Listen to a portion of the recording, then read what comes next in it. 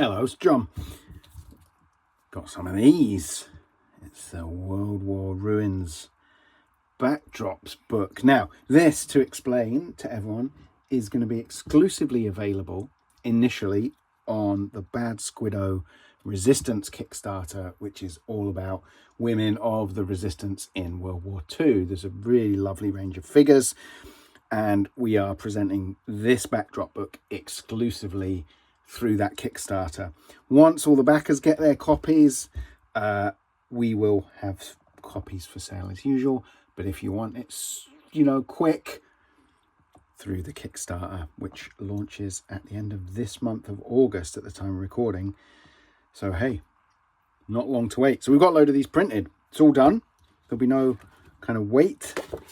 And I thought we would just have a quick look through the scenes inside this one. I've got lights pointed right down at this, so while we go for a satin paper finish, as we do with all the backdrop books, to just get really nice depth of color, it is a little bit reflective if you've got your lights pointing the wrong way. So don't be chucking lights straight at it, just angle them across your backdrops.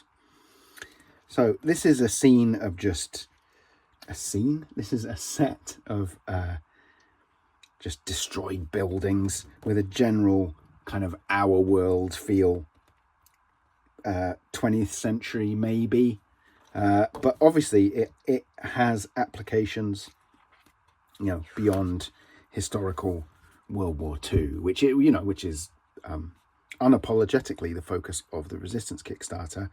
But this has some wider appeal, and we've stuck to ruins rather than a kind of general resistance fighters kind of theme, just for that wider appeal. But you can shoot some great scenes with this, I think. So you've got your usual 32 scenes. It's the method we use for more architectural stuff, more modern day stuff, is my friend and colleague Paul Bourne, who works for us at Handiwork Games. He creates 3D models. I then use those as a base to paint over the top digitally to bring it that real painterly feel so that the backdrop matches your figures.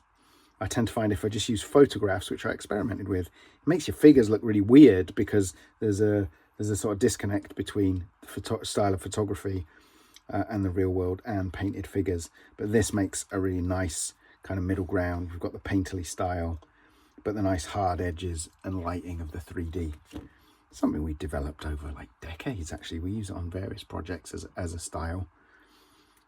Seeing as we make the 3D scenes, it doesn't feel quite so much like cheating. We're not painting over someone else's photographs. We're painting over things we're allowed to paint over.